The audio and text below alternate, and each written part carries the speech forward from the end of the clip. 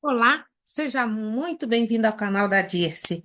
É importante que você se inscreva, curta, comente, compartilhe e fique comigo até o final, que na videoaula de hoje vou falar sobre a obra Dois Irmãos de Milton Ratum, obra que venceu o Prêmio Jabuti em 2001, um prêmio de maior honraria editorial brasileira. Este livro, ele foi traduzido para diversos países, como República Tcheca, Argentina, Estados Unidos, Portugal, Líbano, e é um livro que também está sendo indicado como leitura obrigatória para o vestibular 2025 da FUVEST, que seleciona os candidatos para o curso da USP. Existe também uma versão em quadrinhos desta obra e foi tema também de uma minissérie da Rede Globo de televisão. Tamanha importância desta obra, que é uma das mais lidas nas últimas décadas. A obra, ela é contada por um narrador que também é personagem, um narrador testemunha.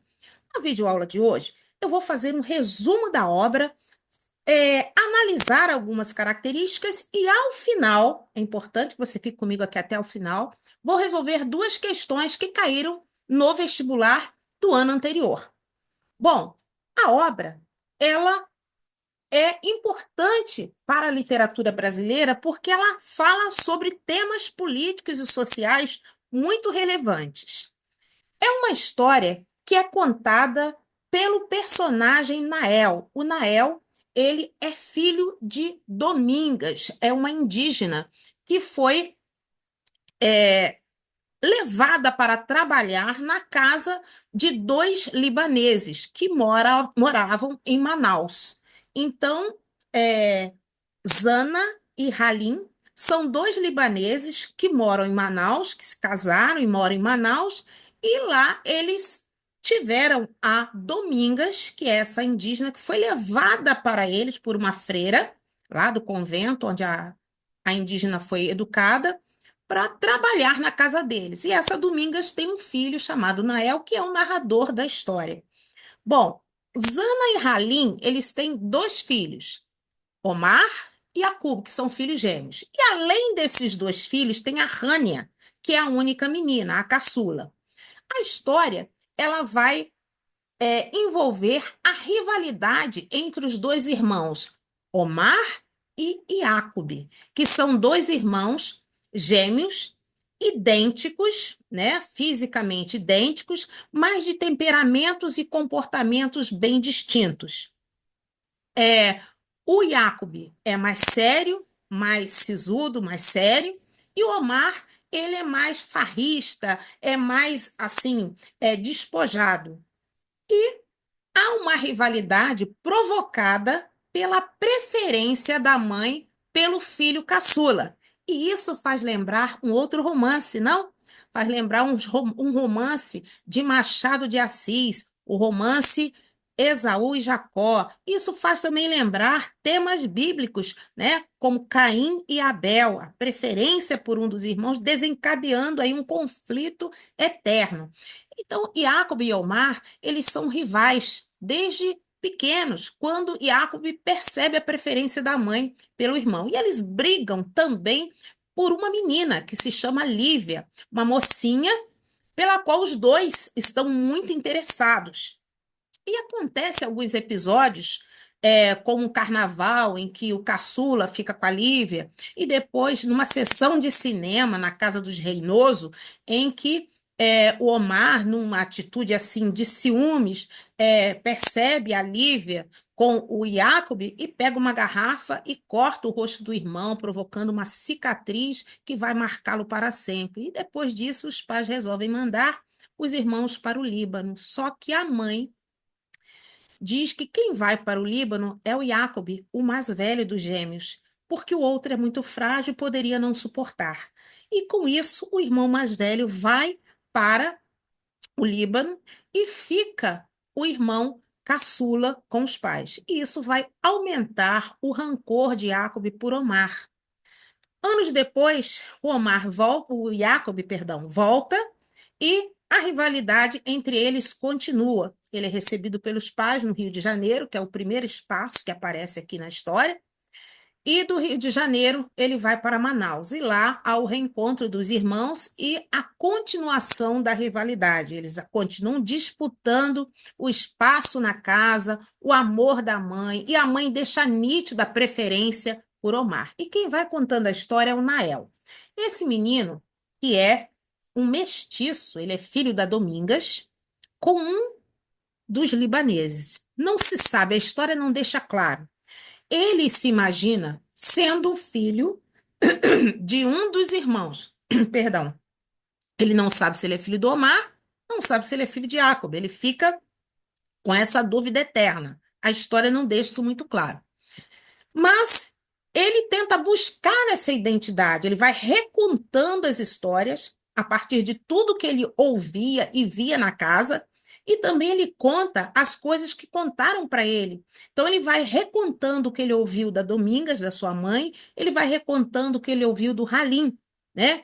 Que no caso aqui é o casado com a Zânia, o homem da casa, né? O pai que em partes da história ele acha, inclusive, que é o seu próprio avô. Mas essa criança e a sua mãe moram nos fundos da casa, no quintal, em quartinhos separados, né? A princípio eles moram no mesmo quartinho, depois, quando ele vai crescendo, é construído um quartinho separado, um cantinho para eles no fundo do quintal. Então, eles não são tratados como membros da família, eles são empregados, subalternos, né? Mão de obra explorada da família. E é esse menino que conta a história para o leitor, buscando desta forma a sua origem, a sua identidade. Ninguém diz para ele quem é o seu pai.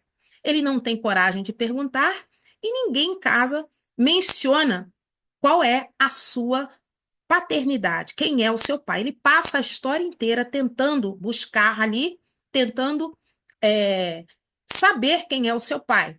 Ele até gostaria que fosse o Jacob no início da história, né? Por ser um irmão mais sério, mais comprometido, inteligente. Ele prefere o Jacob do que o farrista do Omar. E a história vai levando, né? E assim ele vai ali vivendo naquela casa como um menino de recado da família e inclusive faz mandado também para os vizinhos com consentimento da família. Ele estuda, seu estudo muitas vezes no seu quartinho é interrompido porque ele precisa ir à rua comprar alguma coisa, buscar alguma coisa. Ele é um menino de recado, né? E a sua mãe que trabalha com afinco para manter aquela casa em ordem, a mando da Zana, que é a matriarca. Vou falar sobre ela na hora que fizer as características aqui. Bom, e esse menino vai contando sobre toda essa rivalidade.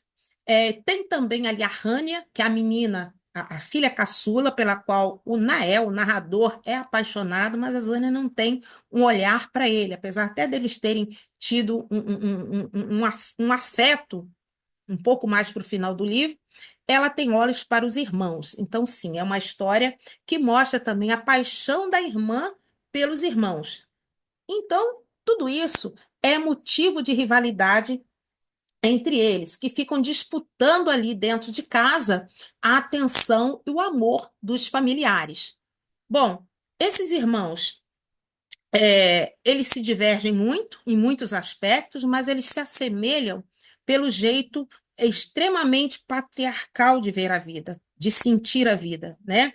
É, Eles estudam a princípio num colégio de padres e o caçula, que é o mais despojado, mais levado, ele é expulso do colégio de padres porque ele agride o professor de matemática, que inclusive é amigo do seu irmão. Seu irmão era o preferido lá na escola, porque quando ele volta do Líbano, ele frequenta a escola e ele se revela muito inteligente, principalmente em matemática. E esse irmão, ao ser arguído pelo professor por uma questão difícil, ele não responde, se sente humilhado e ele agride o professor de matemática e dessa forma ele é expulso daquela escola e passa a frequentar outra escola que é o Liceu Rui Barbosa, o Águia de Aia, né? Que tem um apelido que é o galinheiro dos vândalos. Então, ele troca de escola, ele é expulso do Colégio dos Padres e passa a frequentar uma outra escola que tem uma outra dinâmica, que é o galinheiro dos vândalos. Lá, a disciplina é diferente e ele se sente um pouco mais à vontade. Bom, É no galinheiro dos vândalos que ele conhece o professor Laval, que é um professor que vai ser perseguido pelo regime militar. Por isso que eu disse no início aqui que é uma história que fala sobre assuntos sociais e políticos sérios. A rivalidade entre os irmãos aumenta muito. é, o Omar se envolve com prostitutas, ele chega muito bêbado em casa e o seu irmão parte para São Paulo. E lá em São Paulo ele melhora de vida, ele enriquece. E a mãe acha que mandar o Omar para São Paulo seria uma forma de fazer com que o irmão melhorasse. Mas o Iaco não quer saber do irmão, não quer o irmão na casa dele. Falei, pode até vir para São Paulo, mas ele fica numa pensão, fica em outro lugar. E Omar vai para São Paulo e lá ele fica um tempo, né, agindo corretamente, mas daqui a pouco ele começa a faltar às aulas, ele engana a família que está estudando e ele, na verdade, não está. O que o Omar faz? Ele faz contato com a empregada do Jacob e vai até a casa do Jacob, quando o Jacob viajou para Santos, com a ajuda da empregada, ele entra na casa do Jacob e ele descobre que o Jacob se casou com a Lívia, aquela menina, né, lá da rivalidade entre eles. E ele fica muito bravo, ele rasga algumas coisas dentro da casa, pega um pouco de dinheiro e pega o passaporte do irmão e faz se passar por ele e viaja para os Estados Unidos. E depois ele manda os cartões postais, né, umas cartinhas ali com ironias, dizendo que você deveria vir para cá. Ele mostra o que ele fez. Então, é uma história de rivalidade eterna entre os irmãos, de vingança, né, de violência. E com isso, com o passar do tempo, Omar volta para Manaus, continua aprontando, ele arruma várias mulheres que a mãe rejeita, a mãe tem um ciúme doentio desse filho, não deixa que ele se aproxime de ninguém, ela rejeita as mulheres que o filho se relaciona, ela rejeita a Dália, né, a mulher de prata, rejeita a Palmulato, que é uma outra mulher que ele arruma, vai morar com ela num porto, num barco, né? E a mãe vai atrás desse filho, traz esse filho para casa. O filho adoece, é um filho rebelde, é um filho que bebe, que chega em casa alcoolizado, que briga com o pai violentamente acorrenta o filho, dá uma bofetada no filho. Então, tem muitos episódios de violência dentro do lar. Bom, a história termina com a morte do Halim, que vai envelhecendo, ele vai perdendo também o juízo, vai saindo muito de casa, cada momento que ele se aborrece, ele sai, e isso para o leitor é um pretexto para conhecer Manaus, é onde a gente começa a conhecer Manaus, que a cada saída do Halim, o narrador vai descrevendo a cidade para nós, leitores. E o Halim morre num sofá da casa, e o Omar tenta se vingar do pai depois de morto, né? Inclusive, um vizinho, Talib, é que retira o Omar de lá para ele não bater no corpo do pai, que já estava falecido. E depois da morte do pai, Jacob volta para Manaus a pedido da mãe, porque o Omar quer construir um hotel. Ele arruma um sócio, um indiano, muito suspeito, né? A Domingas é a primeira que suspeita desse indiano. Mas o irmão vai para Manaus e atrapalha os planos do Omar. Jacob faz um negócio, né? Ele trai a família e faz um negócio com o Omar. E com isso, o Omar aparece tempos depois na casa, pedindo a casa como garantia de uma dívida de Jacob e de Omar. O Omar bate no Jacob, bate muito no Jacob, e o Jacob vai parar no hospital, o Omar vai atrás, vai até o hospital tentando bater mais no irmão.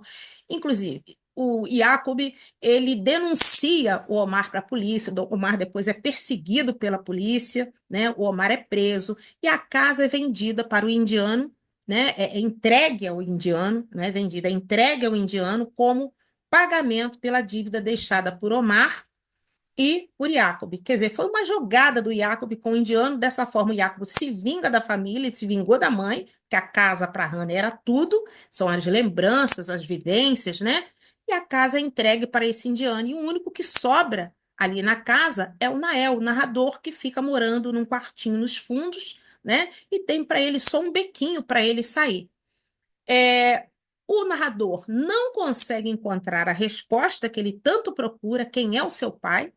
ele, a história termina com ele tentando ali buscar esta resposta e ele não encontra. Então, a história termina com o Omar saindo da prisão, o Omar vai visitá-lo ali, só olha para ele fica guardando ali um pedido, né, de perdão do Omar, inclusive porque o Omar abusou de sua mãe, né? Foi um dos abusadores de sua mãe, e ele fica aguardando que ele vá contar, né? Essa origem ele não conta, ele sai, ele vai embora. Então, é uma história, gente, que conta um drama familiar, é muito intenso e também vai falar aqui, vai ter um contexto histórico como o ciclo da borracha, o ciclo da borracha tem duas fases, né? A segunda fase do ciclo da borracha, e vai até o regime militar, até a modernidade. Então, agora, fique comigo até o final, que eu vou falar sobre as características da obra. Vou compartilhar aqui uma tela com as características da obra, e é importante que você leia para entender o que eu vou explicar agora. Então, tem que ter a leitura. Esta aqui é o meu exemplar, este aqui é o meu exemplar da Companhia de Bolsa, que é da Companhia das Letras. Pega aí o seu exemplar e vai acompanhando a leitura. E a análise que eu vou fazer agora. Deixa eu lá. Bom, o livro se chama Dois Irmãos, de Milton Ratum, né? O Milton Ratum, que também é filho de libaneses. E vou começar aqui a falar sobre as características desta obra. Aí, vamos voltar. Bom, esta é a pergunta que não quer calar, a pergunta que norteia toda a obra. Quem é o pai de Nael? Então, essa pergunta não tem resposta.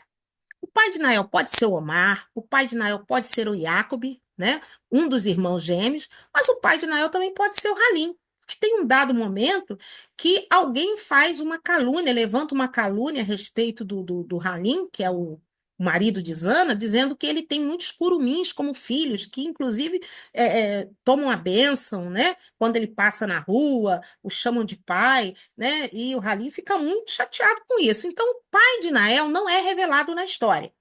Inclusive, uma das questões que já caíram na prova do ano passado é sobre essa paternidade, essa busca pela paternidade de Nael.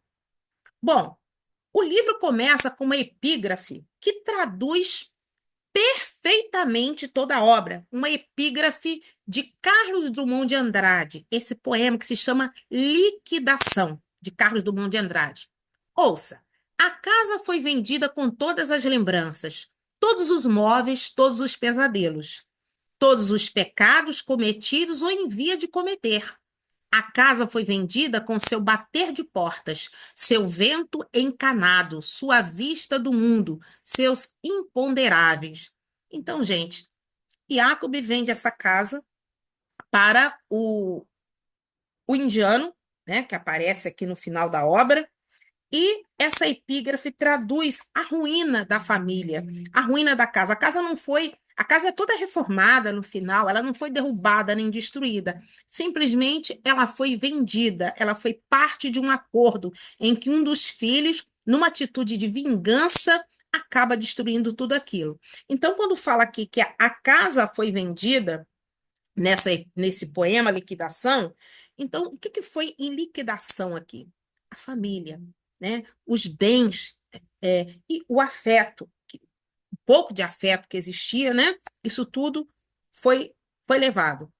E as lembranças aqui, que foram com a venda dessa casa, com a entrega da casa no final da obra para o indiano, são as lembranças de todos, de Halim, de Zana, de Omar, de Jacob, né? De Domingas e do narrador Nael, da Rânia também. E os pecados aqui, todos os pecados cometidos, a casa foi vendida com todos os pecados cometidos ou em via de cometer. Então, quais são os pecados? Muita violência que aconteceu naquela casa, abusos, né?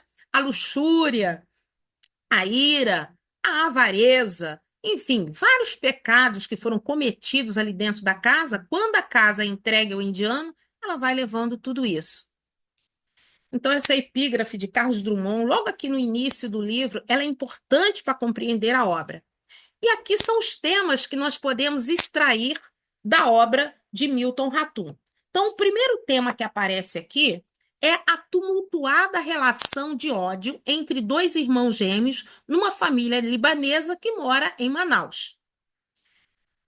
Bom, os dois irmãos, Omar e Jacob, desde o princípio se demonstram rivais. Então, eu separei aqui um trecho para provar isso para vocês, que aqui no início da obra há a rivalidade entre eles. Então, a primeira rivalidade que o livro mostra, né, é assim que o Jacob volta lá do Líbano, o narrador começa a contar o que que aconteceu antes do Jacob ser mandado para o Líbano.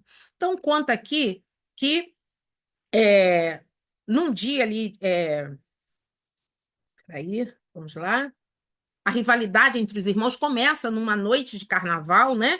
Em que o caçula é o Omar, ele é chamado de caçula, é chamado de peludinho pela mãe, né? O caçula, é, num baile de carnaval, ele fica ali com a Lívia e o irmão mais velho é mandado para casa para levar a sua irmã e ele vê aquela situação e sente ciúme.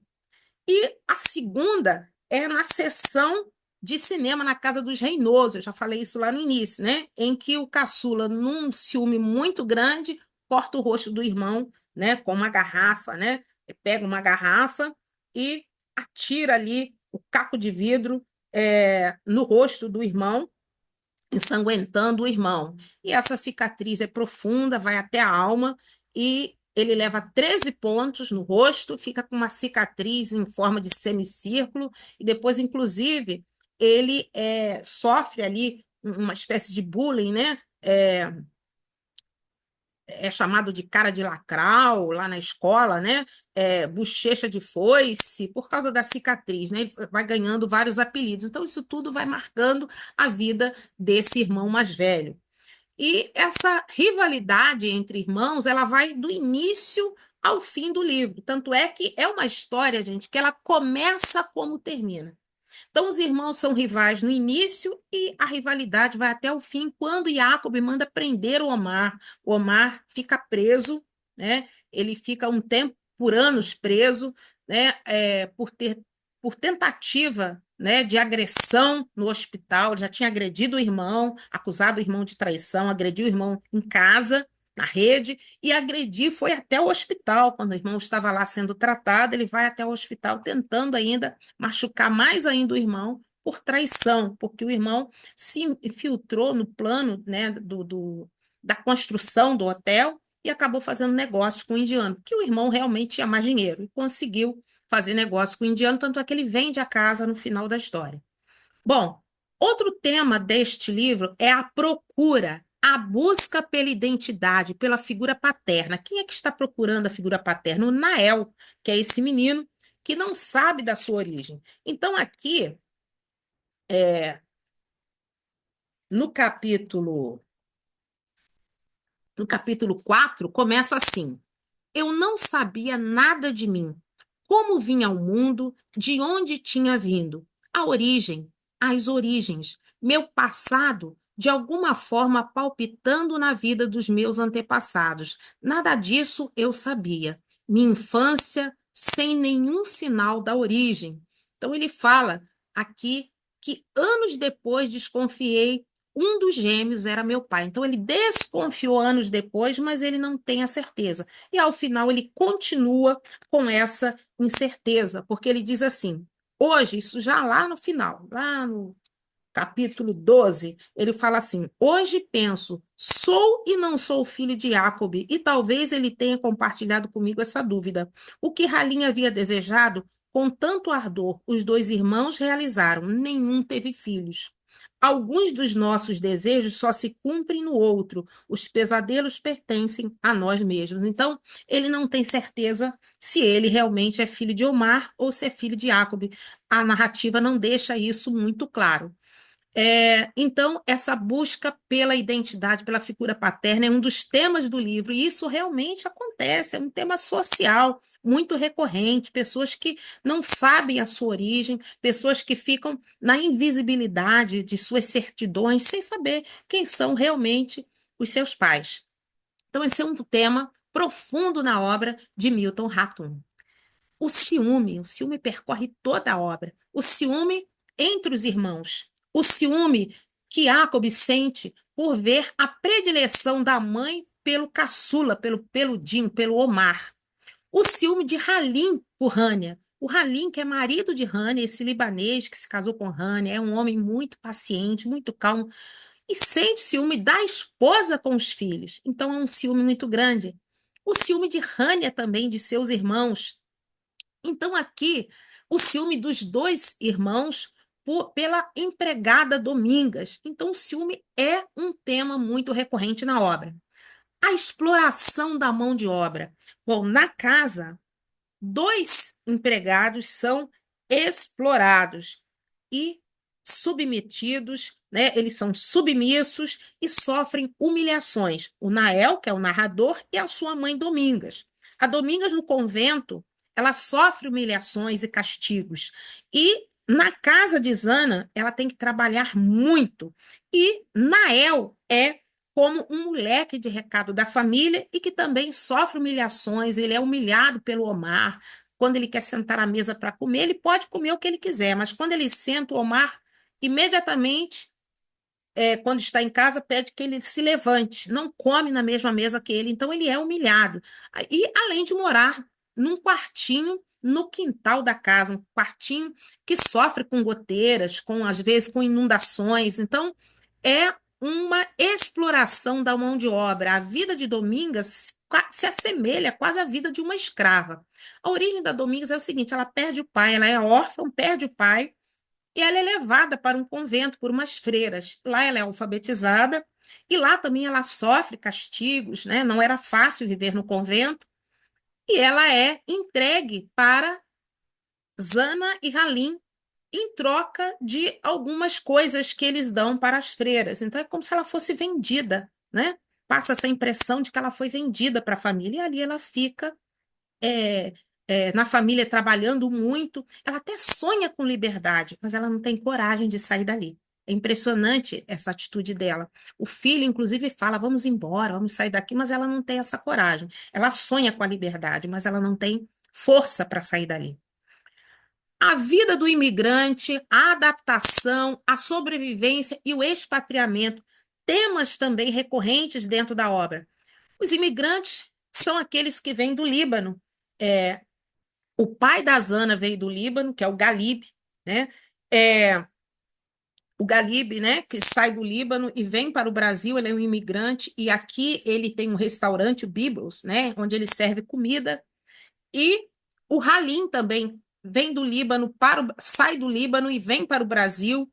A Hana também, a Zana, perdão, a Zana também, é, eles vêm no navio, né? O navio que é citado na obra é o Hildebrand, que trazia imigrantes para a Amazônia. Esse navio aparece lá na página 42, quem tem essa edição aqui, lá fala sobre esse navio que trazia os imigrantes. Então tem aqui histórias de expatriamento. Então eles vêm do Líbano para cá. E se a gente parar para pensar, aqui também há a, o, o Jacob, ele sai do Brasil e vai para o Líbano. Tem também ele nasceu no Brasil, um dos gêmeos, né, o Jacob. Depois de tanta confusão, de disputa entre os dois irmãos, a mãe manda o Jacob para o Líbano. Então, também não deixa de ser também um expatriamento. Ele vai para o Líbano, só que ele volta anos depois. A mestiçagem também é um dos temas, né? Aqui, opa, voltar. A mestiçagem também é um dos temas. O Nael, ele é um mestiço, ele é filho de uma indígena com um libanês que ele não sabe quem é. Provavelmente ele é filho de um libanês e ele não sabe quem é o seu pai. Tá? A mestiçagem também aparece como tema nesta obra. Mistura de religiões.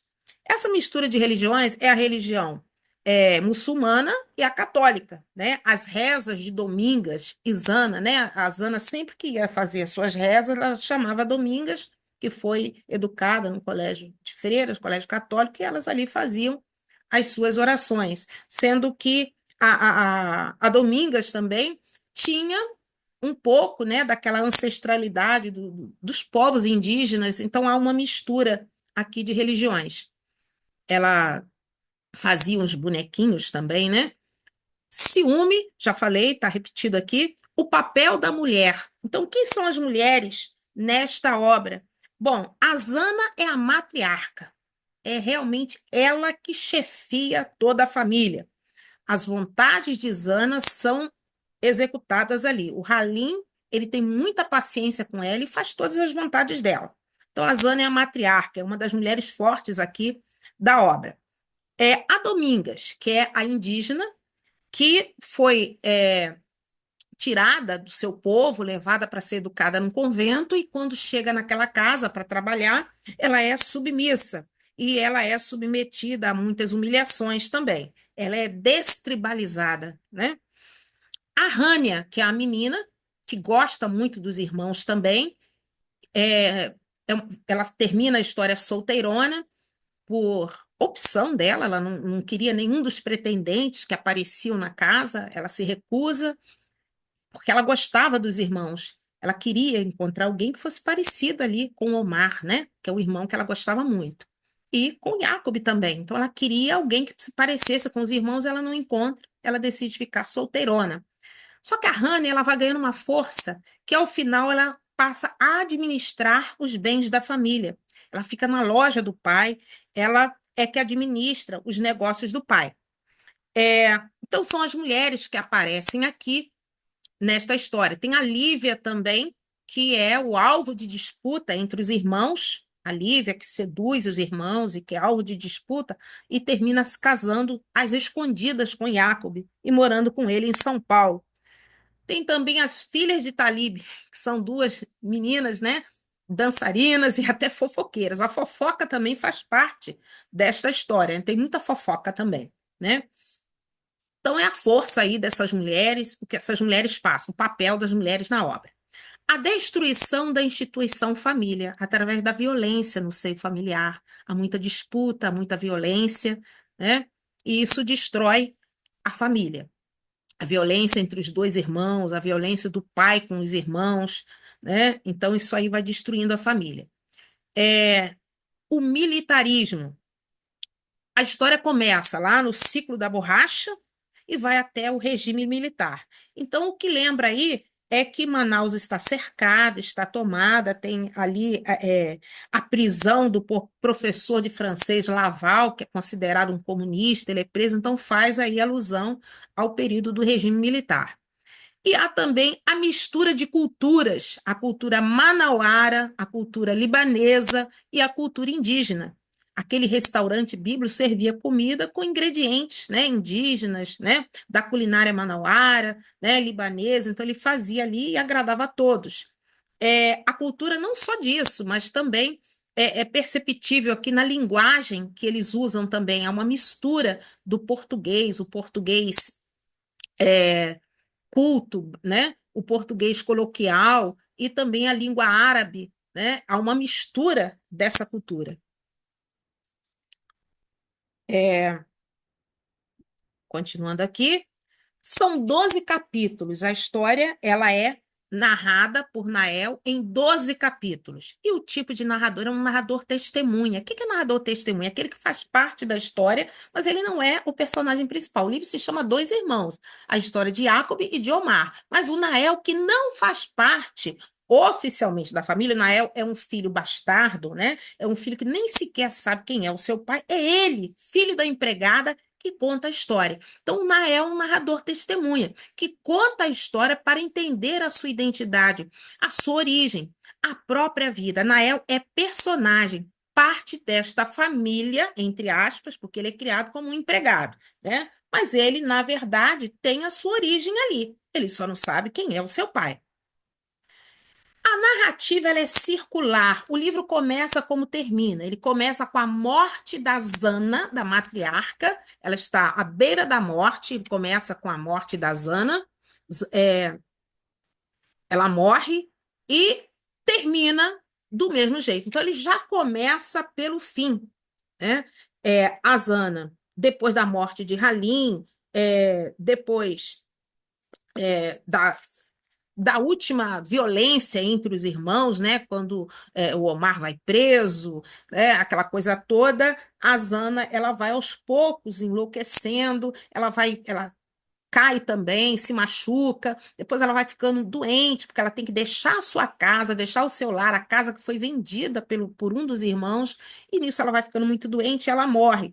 Então, a última coisa aqui que acontece é o mesmo que inicia. Então, o livro termina da forma como ele começa, né? A morte de Zana no início e a morte de Zana no final, tá? Sendo que a morte de Zana é contada no início, para dizer, aparece no início da história, depois vem toda a explicação com a narrativa do Nael, e ao final aparece como que ela morreu, né? Por que que ela morreu, para a gente entender.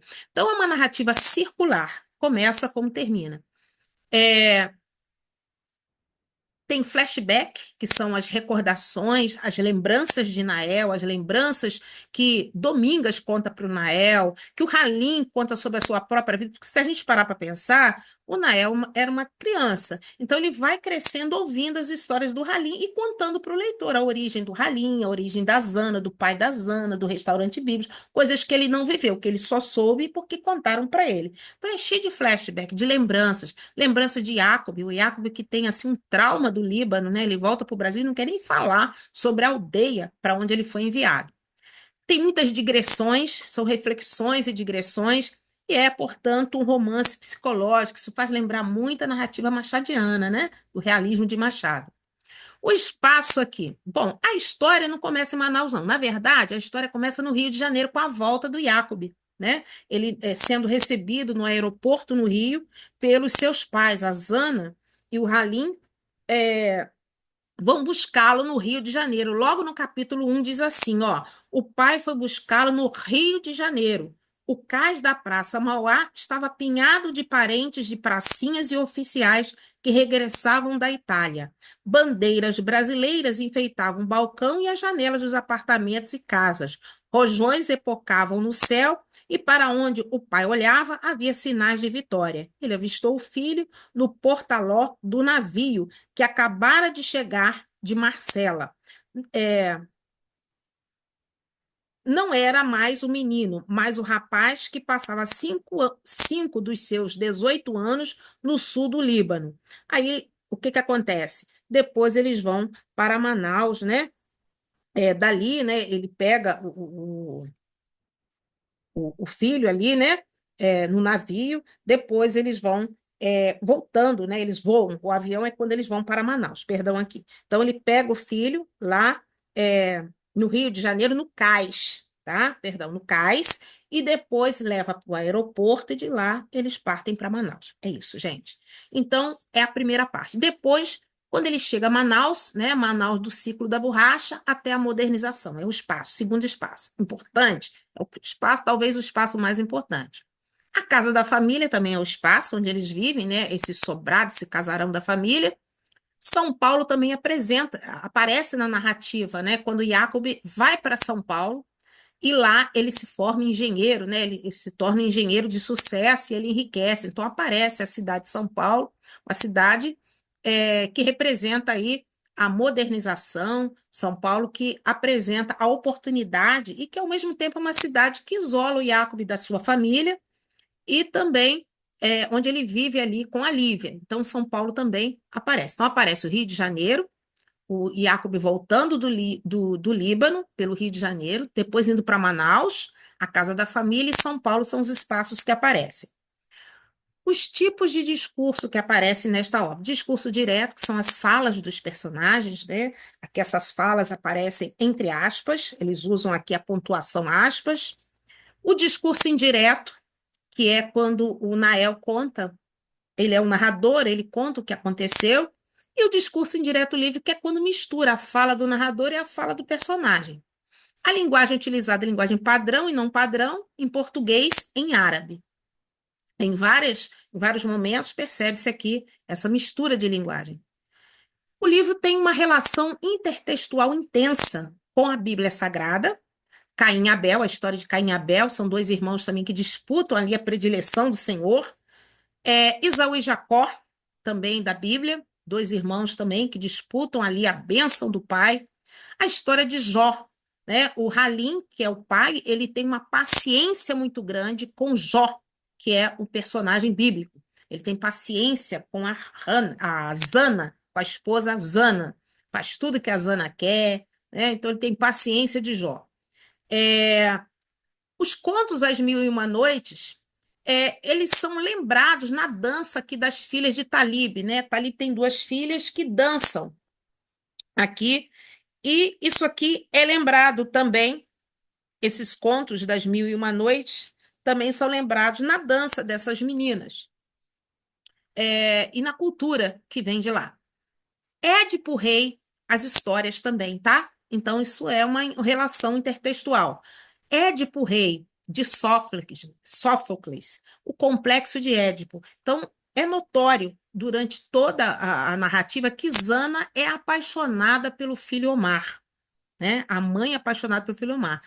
O Édipo Rei é da mitologia, né? Que um oráculo diz que ele ia matar o pai e ia ficar com a mãe. Então, é o que acontece aqui nessa história, né? O Omar, assim, ele não é o assassino direto do pai. O pai morre, né? Mas ele dá muito desgosto ao pai e tem a mãe que ainda é muito apaixonada por ele. Então, faz lembrar o Édipo Rei de Sófocles. Esaú e Jacó de Machado de Assis, na história de Pedro e Paulo, também é uma relação intertextual da obra. O tempo da narrativa começa pelo final, com a morte de Zana. É assim que a história começa. E o contexto histórico é o ciclo da borracha, Manaus de 1910, é citado na obra, até 1960, 64, no regime militar. Isso fica bem claro com a perseguição ao professor Laval, né, Manaus ali cercada, né, e pelo exército. Então, isso fica muito claro aqui, esse contexto, né? Contexto histórico. Inclusive, o Omar, quando ele é perseguido pela polícia, ele foi denunciado pelo irmão Jacob como sendo amigo do Laval. Então, eles associam o Omar ao Laval e por isso o Omar também é preso. Ele fica numa prisão muito suja, imunda, ele passa por momentos horríveis na prisão, ele sai de lá também muito desorientado, desnorteado, revoltado, e assim é o contexto histórico dessa obra. E agora, para terminar, duas questões que já caíram na FUVEST. A primeira é a questão 50 da prova Z. E essa questão 50 diz o seguinte: em Dois Irmãos, de Milton Ratum, os gêmeos Jacob e Omar representam duas personalidades antagônicas que se enfrentam ao longo da narrativa. A rivalidade entre eles tem como resultado: opção A prosperidade econômica de ambos? Não, pelo que eu contei para vocês aqui, eles não prosperaram. Um prosperou, o outro não. A reconstrução dos laços entre eles, não. Eles começam rivais e terminam rivais. Não há uma reconstrução. Embora a mãe pergunte se eles já fizeram as pazes, né? No final ela pergunta, no início ela pergunta, né? Mas eles não fazem as pazes, não. Eles terminam rivais. A ida de Nael a São Paulo para viver com ele, ele nem foi para São Paulo. Nael se recusa a ir para São Paulo, ele não vai. A morte de Rânia, a irmã do gêmeo, Rânia não morre. Quem morre é a Zana, a mãe de Rânia. E o pai também, e a Domingas. A desagregação e a ruína da família. Então, a opção correta é a opção E. A desagregação e a ruína da família, né? Isso tudo é a consequência da rivalidade entre esses dois irmãos. Então, a rivalidade entre eles tem como resultado a desagregação e a ruína da família. A família perde tudo, né? Perde a casa, perde as lembranças, os afetos, tudo, né? Questão 51. A partir da leitura de Dois Irmãos, com foco na questão da paternidade de Nael, narrador do romance, pode-se afirmar: nenhum dos dois irmãos assumiu a paternidade de Nael, nem Nael os reconheceu como pais. Então, essa, por enquanto, é uma alternativa aceitável. Nael é filho de Roxirã. Roxirã é aquele indiano, de quem ganha a casa no fundo do terreno para escrever suas memórias. Bom, o que tem de errado aqui? Ele não é filho do Roxirã. Roxirã aparece, é um indiano, que aparece lá no final, né? O indiano com o qual os irmãos fazem negócio, e Jacob acaba vendendo a casa para ele. E quem deixa o Nael no fundo do terreno, quem pede para que ele fique, é o Jacob, que deixou aquilo ali como herança para ele. né? Uma das condições de vender a casa para o indiano, de entregar a casa para o indiano, é deixar o Nael no fundinho ali do terreno. Então, a opção B está errada. Nael gostaria que Jacob fosse seu pai, pelos projetos e visão de mundo que compartilhava com ele. No início, sim, mas isso não fica claro. Tá? No início, ele até gostaria de ser filho do Jacob, porque ele achava que ele tinha mais qualidades, né, do que o Omar. No início, ele gostaria sim, mas ele isso não fica claro na narrativa. Então, essa opção aqui não se pode afirmar, né? A paternidade dele não se pode afirmar só porque ele gostaria, né? A cena final do romance, na qual Omar e Nael se encontram, confirma a paternidade de Omar? Não confirma porque o Omar encontra o Nael no final e não fala nada. Olha para ele e sai caminhando. Então, isso não confirma. Embora não quisesse ter tido filhos, Halim é o pai de Nael, Omar e Jacob, isso também não fica claro na narrativa. Olha a pergunta, a partir da leitura de dois irmãos, com foco na questão da paternidade de Nael, o narrador do romance, pode-se afirmar que, embora não quisesse ter tido filhos, Halim é o pai de Nael, Omar e Jacob? Não, não pode se afirmar isso, né? O Nael ele se decepciona com Jacob no final, tá? Essa alternativa C aqui também só no início que ele desejaria, mas não ficou claro. Jacob nunca disse para ele que era o pai. E no final ele se decepciona com Jacob, né? Quando Jacob vende a casa, quando há aquela traição, enfim, ele ali começa a se decepcionar com Jacob também. Então, a partir da leitura de dois irmãos, com o foco na questão da paternidade de Nael, narrador do romance, pode-se afirmar o quê? Que nenhum dos dois irmãos assumiu a paternidade de Nael, nem Nael os reconheceu como pais. Então, realmente fica suspensa essa pergunta com a qual eu comecei aqui a nossa videoaula. Bom, a videoaula vai ficando por aqui, a nossa videoaula vai ficando por aqui. Espero que você tenha feito a sua inscrição no canal. Se não fez, faça, curta, comente, deixe um comentário, compartilhe e desejo que você faça uma excelente prova a respeito da obra Dois Irmãos. É, Gostaria de pedir que você deixasse, mais uma vez, né? Já pedi, vou pedir de novo, deixasse um comentário aqui no nosso canal. Isso tudo é muito importante para que o canal continue a produzir, assim, videoaulas interessantes. Então, até a próxima e valeu!